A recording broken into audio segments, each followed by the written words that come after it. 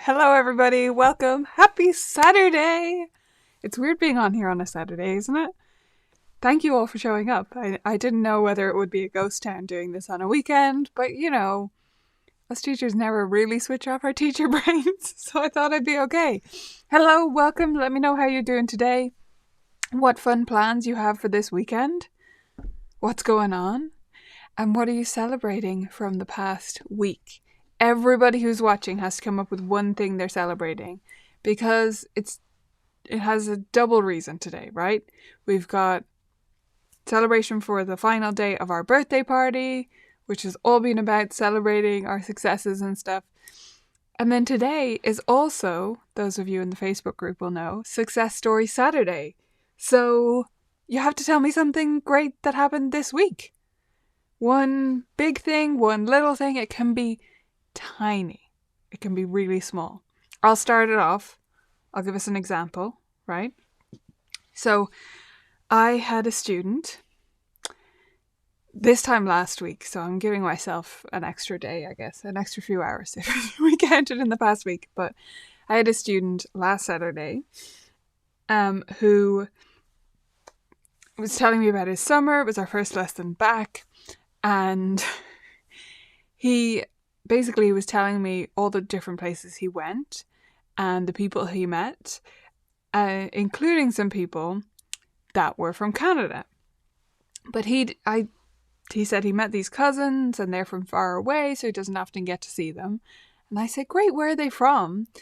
And he said, Canada, and then stopped himself. And then said, I don't know. And I said, Canada, cool. And we moved on. He let out a little smile of he knew he'd said the word wrong.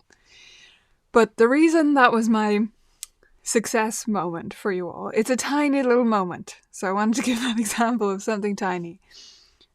But not that I was tempted to laugh at him at all. I never would be. But I was proud of how swiftly we were able to move on, how little emphasis was placed on the fact that this child made this mistake, which is pretty common. And I know if you're maybe in the States or in Canada itself, you're not going to accidentally say Canada. But it's something kids do a lot because Canadian, it's a different construct in English than a lot of other countries. So they'll accidentally say Canada. Anyway, that's what he almost did. And we moved swiftly on. He wasn't embarrassed. The reason that stands out to me is because my first piano teacher would have had a little sneer at mistakes like that I made. And you may not have had a piano teacher that did this, but I bet you had an adult that kind of did this to you when you were a kid. That, you just said work instead of job or Canada instead of Canada, and you just had a little slip up.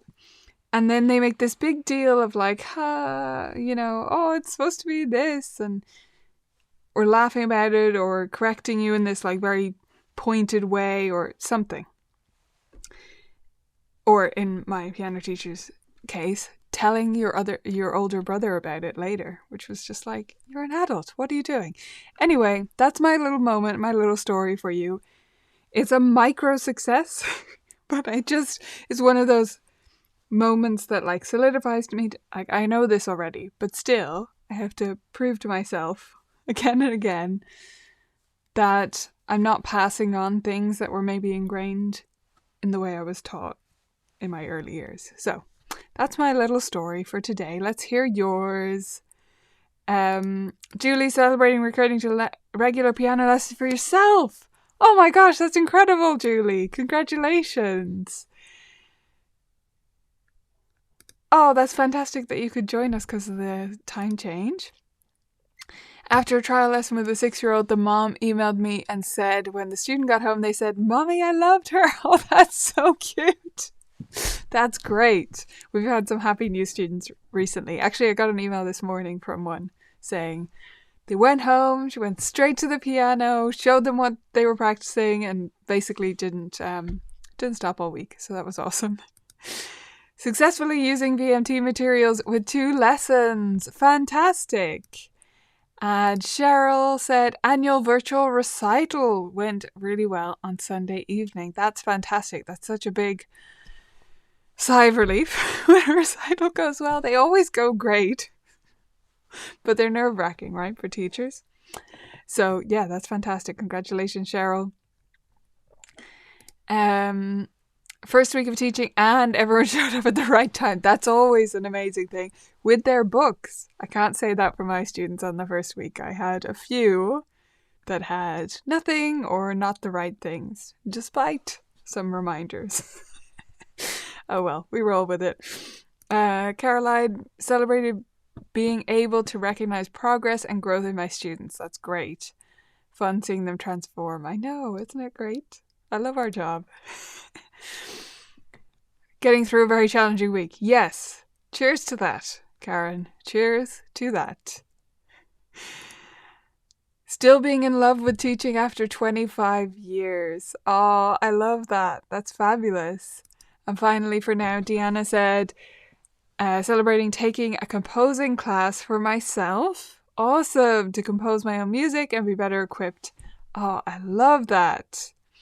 Oh, one more. Teresa began her first student in her new community. That's awesome. You've had a big move, so that's great that you're getting some new students in, or new student for now. And I know you've got relatives as well, so that's great. What a great start, Teresa. So, today's topic is going to be fun. We've been talking about a different sort of adjective for teachers, or teaching, or lessons, all this week. So we did engaging, we did effective, we did organized, we did creative, and now we're doing fun, right? So what does it mean to be a fun teacher? That's our big question today. It means something different for everybody, so that's what we're going to try and unpack. What does it mean to be fun? Do you think you're fun? If you don't, do you want to think you're fun as a teacher? And that's a broad word. It doesn't have to mean just one narrow thing. Before we get to fun, start adding your thoughts in the chat. I want to remind everyone that the price of Vibrant Music Teaching is going up on Monday. So if you're not a member, you can sign up now at our current rate, and you'll lock that in for as long as you're a member. So current members who are watching, your price is not going up. It's not changing. It's staying exactly wherever it is, depending on when you joined. And it will do for as long as you're a member. But for new members from Monday, the price will be slightly higher.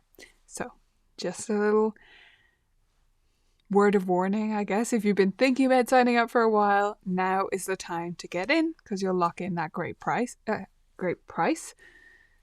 Also, we're going to be giving out our last prize later, which is why I almost said prize. We've got a red parcel behind me, ready to be opened. So one lucky member is going to be receiving a prize soon, whatever's in that beautiful red package back there. Janelle said, celebrating today that one of my students was asked by his school music teacher to accompany a school choir for an upcoming event. Oh, that's so cool. I love it when my students get to kind of be that role, be that person in their class or in their school year, whatever. Like, I have a lot of my students who they're kind of the pianist in the class. So they'll accompany their graduation from primary school, like they'll accompany the choir, little jobs like that. Like one of my students played for the confirmation, the religious ceremony, the confirmations in her school last year. A lot of fun moments like that, and it just brings me so much joy to hear that they're bringing that into their school life and that they feel confident, like playing in front of their classmates, and yeah, that's great. Fantastic. Okay, so fun. What is fun? That is the question of today. And do you think you're fun? I think I'm fun in some ways. I think in other ways people might be surprised. People on here might be surprised how I'm not all singing, all dancing all the time, right? And I'm not... Students wouldn't always call me fun, but I think they would call their lessons in general fun. And definitely our studio is fun as a general vibe. But that doesn't mean every moment is fun. That doesn't mean I don't hold them to things, that I'm not strict in the right way when I need to be with them, repeating something or challenging them or pushing them forward. But I think the overall fun vibe in my studio does go a long way to helping them have that in with music, especially in the first few years, and then to keeping that fire burning year after year, especially when we have those dips in practice or in motivation. Dipping into more of our funness during that time can help them get through and can help them see that it's not about, they go home and they practice and therefore I'm happy with them. Like, I only like them if they practice. No, I like them if they show up with a great attitude and ready to have fun, and we work from there, right? So, yeah, but it doesn't have to mean that you're giggling or dancing or smiling all the time. It has to mean that you provide an enjoyable environment, I guess, for lessons, and that can look very different. It doesn't have to be loud either. I think a lot of quiet teachers think, oh, well, this is not really for me. Like the whole games thing or the literally dancing in order to feel music and stuff. That doesn't have to be this extroverted thing. I'm not an extrovert and I'm not loud either. People who have met me in person, I think, are normally a little bit surprised at how, a lot of people, I'd say, are a little bit surprised at how softly I talk, because you don't really feel that through the internet. I'm not a loud person at all, but we can have fun with our students in our lesson by doing it in our own way, right? So that's what we try to do at Vibrant Music Teaching, is give you these resources that are fun for you and for your students, but that you can put your own stamp on. We don't provide just one program. Like, it's not a method book series. It's not one program that you have to teach in a certain prescriptive way. We have curricula, but they're all designed that you can put your own spin on it. You can do it your own way, while also having enough in there that you feel like you're not lost if you're not sure what to do at any step of the way. So, for me, there's kind of 4 factors that make lessons count as fun, right? Let me know if you agree with these or if you'd expand this list. First of all, lessons can be fun when the challenge is right. If the challenge is the wrong level for the student, lessons are normally not fun, or at least that one activity is not fun. It doesn't feel fun when the challenge is too much, right? So that will depend on your student and how they take challenging material on. Some students, you need to have it be incrementally tiny, just the tiniest possible step forward, in order for them to still be having fun and feel like they're going to be successful and engage with the material. And some students, you can push a little bit further than the average student. You can give them something that is a little bit above their level. You can give them something with a little bit less guidance from you occasionally, and they will work on it and they will stick to it. Whereas others, and you know them, right? These are our less gritty students in a lot of cases, who, if we give them something and they don't get to get it perfect in the lesson, we know there's no such thing as perfect, but their definition of perfect in the lesson, they literally won't practice it at home. They will only practice it at home if they were already successful, right? So we have to make smaller steps forward in that case and really scaffold the learning in much more detail, whereas other students would be bored by that. So the challenge level for a lesson to be fun has to be just right. Has to be the Goldilocks, right? The Goldilocks challenge level. The other thing that I think makes lessons fun is having variety in how we're learning, in what we're actually doing to learn. So it's not a super fun lesson, usually, if we are entirely sitting at the bench talking about a page that's in front of us. That's just one way of learning, right? So maybe we're up and we're moving for some portion of the lesson. Maybe we're doing another section of the lesson where we're at a games table or sitting on the floor playing a game. And then maybe another section we're not using a page. So having these different ways of learning, this variety, can be part of what keeps things fun. So we've got the right level of challenge, we've got the variety. Then we need some level of surprise. And this is another one that varies by students. We need the right amount of surprise to keep our student just guessing a little bit at what's going to happen so that they can have fun. A lot of jokes are basically set up a premise and then subvert it in some way, surprise the listener in some way. And that's true of having fun in lessons too, right? So we need to have some little surprises, sometimes starting lessons differently, sometimes not saying exactly what your student expected you to say, and sometimes working in different ways that surprise your student.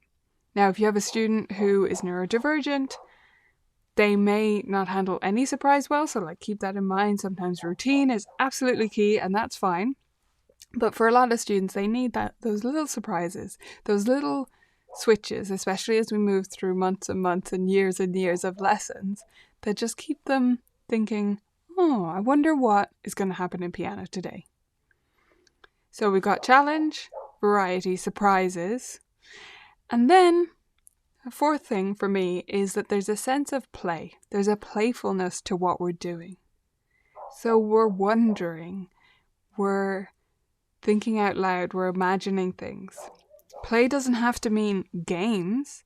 Play can just mean that there's a sense of imagination to something, or a sense of puzzling things out together. So that was my little definition of what might count as fun. Let me know how you would define it. Rachel said, I think the longer I've taught piano lessons, the more fun my lessons have become.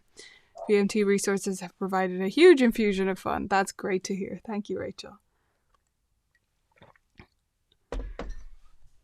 Yep, for sure, Serena, right? If they don't get it, they won't do it at home. And others, if they get it too easily, they won't do it at home. I have those too, right? Yes, we'll always be learning, trying new things, and experimenting, which kind of brings me to my next point, my final point on fun, I guess, which is lessons, I think, can only be fun for the student, or we can only maximize the fun, I should say, if we are having fun. And that's where sometimes teachers, they admonish themselves, they give out to themselves for trying new resources all the time, or for looking up new stuff all the time and new ways of doing things. And they're saying, well, the way I'm doing it isn't broken. And that's fine. And if the way you're doing it is not broken, but also still engaging for you, that's doubly fine. And you should ignore the new thing. But sometimes we need to switch up how we teach something, even if the old way we taught it is fine, because we're bored of it. And our student will feed off that, even though it's the first time for them to see that material. Maybe you've taught it for 10 years that way. And trying a new way of teaching it might be the thing that really engages you in the lesson. And that'll make all the difference for your student, right? Okay, so that's a bit about fun. Let's keep the thoughts coming in. We're going to open our final present though, because we have to light our birthday cake. I didn't mention that earlier. We have a birthday cake to blow out the candles on, so we have to do that later. I'm not going to make you sing happy birthday because I wouldn't be able to hear you anyway. Yeah, for sure. If you're not engaged in it, and you can feel it, like something you've done a number of times, and there's that time when you're like, there's a little bit of you that wants to sigh. And you're like, right, we need a new piece to teach this concept, or we need a new game to play, or we need a new way to approach rhythm with this level of student. Not because this wouldn't have worked, but because I can't do it with the same enthusiasm anymore. I love that, Sarah. Where I've struggled to have more pre-planned purpose in my fun. Yeah, one of my weird little catchphrases is planning fun to get the work done. So, yes, we have to have purpose behind it. Like, none of the games in VMT, I mean, very few. There are some icebreaker games, but basically all of them have a specific purpose. I'm not about games at the end of a lesson as a way to reward good behavior. Games can be integrated into the lesson and can be a part of how we teach. Okay, so we're going to draw our last winner for the last birthday present. And then we'll not cut the cake, but do the candles on the cake. Okay. Here's my beautiful spinner. Here we go. Last winner. Who's it gonna be? Who's it gonna be?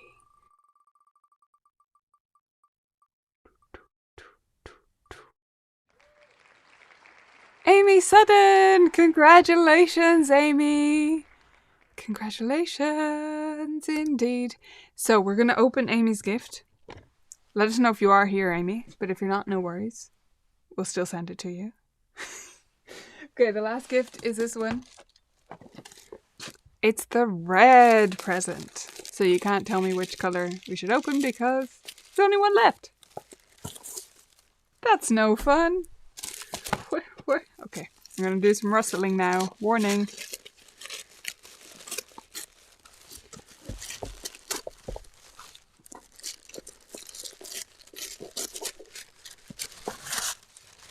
Ah, yeah. I remember what I did. Put this in a box just to make it a different shape. So it comes with a lovely box, which is just something I have from when I used to make bow ties. Okay, here's what Amy gets. I think this is one of the best gifts. It is all 4 levels of our rhythm vocab cards. So I'll show you one level. That's what they look like. So each card has a rhythm on it. Level 1 is in 4/4, 2 is in 3/4, level 3 is in 6/8, and then level 4 goes back to 4/4 but with syncopation. So there's so many games you can do with these. I think they are so fun. They're one of the most adaptable sets of cards you can have. So congratulations, Amy. You're the winner for today. We are going to light our cake next though. And this is going to be a bit stressful, but maybe worth it because we have to have a cake for the beautiful flamingo we know as VMT. Now, this cake is not for decoration purposes only, but for me it's for decoration purposes only. So basically we went to the shop this morning and I told my husband, he went in, I stayed with Tofu, our dog, and he picked out the cake and he picked his favourite type of cake, which I cannot have. But it's okay because I couldn't have had any of them. So he's not being mean. I'm lactose intolerant, so I couldn't have had anything in the shop really. Oh, is this lighter gonna not work on me? Oh my gosh, it was working earlier. We might have to pretend, everybody. Okay, 1 second, I'll see if I have another one.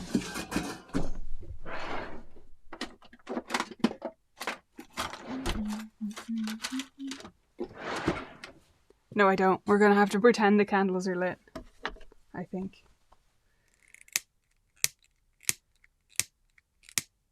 No, that clicking's probably getting really annoying too, sorry. No, it worked earlier. Okay, we'll just hold it up and we'll play the music and I'll pretend to blow out the candles. I mean, you're just gonna have to go with me and we'll use our imaginations.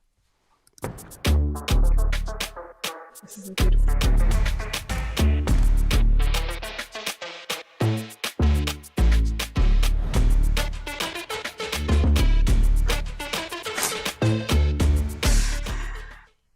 Okay, so that cake is entirely for my husband. He is delighted with himself. He also works for VMT, so you know, he deserves a cake too. He does a lot of very important things for VMT. So I'd say thank you to him with this beautiful cake. It's his favourite, which is like entirely cream. The exact opposite of lactose friendly. Pretending is fun. Exactly, that's what I thought. It fits our theme. Why not? Thank you for your singing. I appreciate it. Yum for most people. Yes, Janelle, those are on the way to you already. By the way, with secret gifts. Okay, awesome stuff, everybody. I hope you had fun in this birthday week. It's been fun for me. I hope it's been fun for you. If you made it just to this one, or if you made it to any of the other sessions, I hope it's given you some food for thought, maybe some grounding in the things you're already doing really well, because I'd say a lot of things about your teaching are already great, and some of these foundational words, I guess, these descriptors for your teaching may have given you some sense of, I'm already pretty good. I hope that's how you feel coming out of this week, because that's what I feel about you. I want to take a moment just to say thank you all. You have no idea how much I appreciate getting to run this community and what all of you contribute to it. Being the leader, the organizer of the Flamingos is just the most fun job anyone could have. I absolutely love it. So thank you all for being a part of it. Anyone who's not a member, you can join us at any time, but the best time to do it is before Monday, because that's when the price is going up for new members. And just huge appreciation for coming this week and for being a part of our community. I'll talk to you all soon.